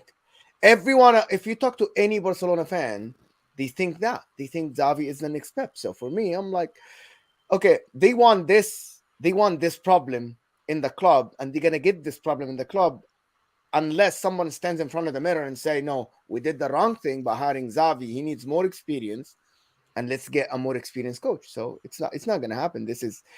I don't think they're gonna fire Xavi unless it gets bad, and it's not gonna get bad in the league. It doesn't look like they only lost to Real Madrid in the league. Yeah, and it was away. Yeah. And I'm sorry, they have 4 goals on them, 3 of them from Madrid. So he's kind of got, yeah, it's true. He's kind of got an insurance policy. What do you do, Bains? Do you think Xavi gets the ride out this season, and then next year is like, right, this is final judgment when it comes to Europe? Because a bit like that Arteta feeling where you know that they're playing better football now, and forget their league position for now, Arsenal, because they're overachieving. But it's like Arsenal must get top 4 because this is now his first season. He's been back with the money. Do you feel like Xavi's kind of heading into that period now where, yeah, it's not about top 4, but in terms of the Champions League, you're getting in it, but what can you do once you're in it? Do you think he gets another ride this season and then next year is under pressure? Or would you say, look at Luis Enrique and stuff? I think they probably keep him, but you know how much I rate Luis Enrique. I think I said before Eric Ten Hag got appointed, I would have taken Luis Enrique over it. And I think he's potentially Man City's next manager, I think. Yeah, like I think Luis Enrique should be the guy, because I'll be honest, I think maybe after the World Cup, you never know how international managers are. They might not want to stay. He's perfect. Been at Barca before, won trophies there before, won the treble there before. Correct me if I'm wrong. Yeah. Listen, man. 2015, yeah. Yeah, 2015, yeah, I remember. I think they beat Juve in the final, funny enough. Yeah, that's what I remember. Yeah. No, I got a question for Carlo and Bains. If Barcelona don't win the league, do they have to fire him? Ooh. Yeah, I mean, possibly, yeah. I mean, is context not key though? Just to, I'll let these guys. That's what I want to say. What if they're 1 point off? Challenging enough. It's challenging enough for this squad spending that much money, and for all the stuff that they did in the summer. We're back to win the Europa League. Yeah, I think it's a tough one. I mean, it depends. Yeah, it's a tough one. I mean, just to rewind it.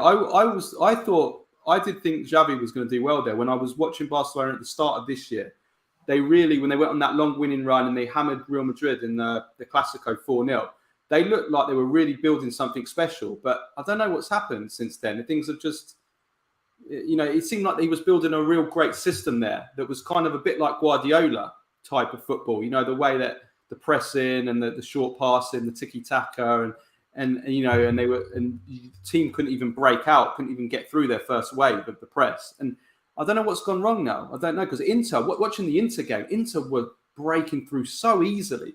It just looked like the system wasn't working very well. I don't know what's happening there. But yeah, I do. To answer the question, I do think maybe you will go, because that is a failure. If you don't win anything, you spend all that money and you win nothing. I'm not sure when his contract ends. I'm not sure when his contract expires. Yeah, I'm not sure actually. And how much the payoff would be, how much he's on, But I guess Laporta also, he's only just returned, the president, so his future's on the line as well, because he's gambled everything himself. Bains, what do you think? Oh, it's a hard one kind of thing, isn't it? You had extra time to think as well. Yeah, I know, but like it's still a hard one kind of thing. Like, what about Barca finish second in the Europa League? Would you not say that's a good season then? Oh, it's the Europa League, though. I know. That's what I think. That's what I'm like. Yeah. Where they that, but I feel like maybe people outside of England respect the Europa League more. That's where all this feels like to me, innit? Maybe a little bit. Also, because this year is a tough Europa League. It's the strongest Europa League. It's going to be the strongest Europa League I think I can ever remember. I mean, who we've got in there? We've got Man United, Arsenal, Juventus, maybe, although I don't know if I'd call them a strong team. Yeah, Juventus, potentially Atletico. Arsenal. Atletico, Roma, maybe. They go through. Lazio there. Yeah, if they go through, yeah. So it's a tough. Atletico potentially as well, isn't it? Yeah, Real Sociedad. I mean, there's some difficult teams in there. It's going to be interesting to see. Mo, sorry, just to ask your own question. What would you do? I'll get a more experienced coach to manage the squad. It's as simple as that. Okay. I'll get someone that I'm sorry. You know what? The likes of Barcelona and Real Madrid, they're not experiment clubs. These are big clubs. These are two of the biggest clubs in the world. They would always be. They're not experimenting clubs. You can't just experiment with Barcelona, especially with the money they spend. Yeah. Okay, fair. What we'll do, we've done an hour and a half. I think it's probably perfect to wrap it up here because I know that people want us to talk in Liverpool, but don't worry, guys. We always do a show on Friday with the Premier League. So I think we'll focus more on Liverpool there. That's what we'll make sure we do for the Liverpool fans in here. Mo, Cass, Stats, whoever's hosting it as well. We'll make sure that we talk on Liverpool in more depth because we've done a bit of a good European show today, talking about a lot of the European teams, which I think was needed actually. It's refreshing to talk about something other than the Premier League. Let me just get through a few of the last comments. Quick question for the panel. Will Lewandowski leave if they lose Europa? Nah, I think the amount they're paying him at his age, I think he stays next year as well. Yeah, that's what I think so far. Barca don't gamble their future. Everyone knows the Spanish government is ready to bail them and Real Madrid out in the situations. I think Tuchel should go to Inter Milan. I was one of the few players that said Rafinha is a bang average footballer. He's not good enough to play for a big club. I think what's happened there is that for balance of the team, I think you need Ansu Fati and Dembele. I agree with what Carlo says. I don't think the Rafinha and Dembele mix works. To be honest. I was against Rafinha as well, though. For United, remember? Yeah, he was against it. Yeah, he was, wasn't he? Yeah. It's an interesting one to see how them sort of careers work out because obviously 24, 25, 26, when you're at that age, you haven't got much room for error really to sort of like keep your career going. Xavi is not the next Arteta. Xavi is a Europa League Zidane. Tuchel will end up at Bayern when they fail to win the league this season. Oh, Bains, sorry, mate. Respect man. That's my guy. Okay. They should have used their academy instead of buying all these players just to get ones on a free. Come on, you Gunners. Catching the rebound. Big up, guys. Make sure you are, like I always say, make sure you are liking this video. Still 100 of you here. So you've been with us basically the whole stream, about 150 of you throughout the whole time. So I massively appreciate it. Make sure you're subscribing to Statman Bains, Inter Worldwide. Make sure you're checking out Carlo's content, people. It's in the description. Carlo's Twitter's there individually. And I've also put the Italian football pod, which he does with Nima as well, every single week as well, guys. So make sure you go and check out the Italian football content, especially with Mo doing Inter, Carlo Juve fan, and Napoli flying as well. It's a very good league this year. Inter Worldwide links here, guys. Statman Bains as well, links here as well. So, guys, make sure you go and check them out. Before we go, I'm always just going to go around to the panel, even though Mo, you're always on NAF with us. Have you got anything you've got coming out you want people to go and check out on your channel or anything? Absolutely Apart from the Lukaku reaction, by the way. Yeah, go check my Insta when I was doing the watch along with Lukaku scored. So, but that's it. Just make sure to subscribe to this channel, subscribe to everybody of these gentlemen's channels with us, and just want to thank everybody that was here with us. Thank you, Carlo, and thank you, Bains, for the great show. Brilliant. Love that, guys. Yeah, real football talk this show, man. Not much banter thrown about. Carlo got away with it. We could have come for you a bit more, Carlo, to be fair, but I respect you. I need you to come back again, so I thought I'd be nice. It's all right. I've heard it all, mate. So you can. To be fair, I throw it more at Juventus than anyone else. To be honest. Oh, fair. No, I like that. You've given us the ammunition next time. Yeah. And then Carlo, anything you want to sort of shout out? Obviously, I've done it briefly with Italian Football Pod. Obviously, put the links down below. But have you got any shows coming out? Anything you're looking to do? Yeah, no. First of all, thanks for having me. It was a good show. I love your show. Just keep it up. What you guys are doing. You're doing a great job. As you said, the Italian Football Podcast. We do 2 shows a week on a Monday and a Thursday. The Monday is free, so you can get us on Spotify, on Apple, and all the usual places. Then Thursday is for Patreons only. You can get us there. Patreon.com/TIFP. It's $2.99 a month, and we'll have plenty more content. We do interviews, we do match reactions, we do a Q&A with our patrons where they send in questions. We do lots of other stuff as well. So that's just for our patrons. But if you want to listen to our free show, that's every single Monday. Wicked. Make sure, guys, you go and check that out. No, thank you very much for coming on, Carlo. Always a pleasure. Always know you in football content as well. And Statman, you've got anything you want to plug? I know we've had a bit of a quiet week. Manchester United, West Ham on the weekend. Did you want a reaction for that or anything? Yeah, probably wouldn't, but it depends on my mood. Depends if we win. But now obviously you're doing great stuff on TikTok as well. So make sure you go and check Statman Bains out on TikTok. He's doing a lot of his stuff on there at the moment, and obviously his channel's down below. But guys, like I always say, make sure you like this video. We'll have content coming out Friday, Saturday, and Sunday on this channel as usual. So guys, thank you so much for supporting. Everyone have a good evening, and it's Friday tomorrow. Happy mood.